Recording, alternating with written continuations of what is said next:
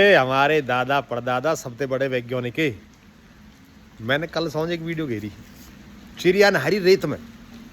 पिताजी बताया करे भाई चिड़िया रेत में नहरी है तो बारिश आवेगी।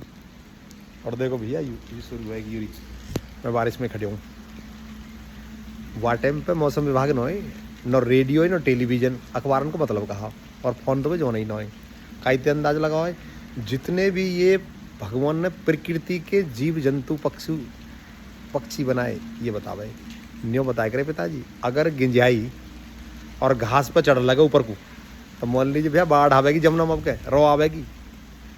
जैसी पेड़ है या पेड़ के बीच में बेया चिड़िया अगर घोंसला बीच में रखे तो संकेत कहा बारिश ज़्यादा होगी, ताकि मेरे बच्चा वो में भीज ना जाए।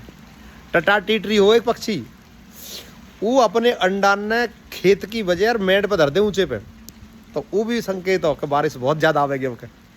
तो भैया यूँ साइंसी रे हमारे यहाँ तो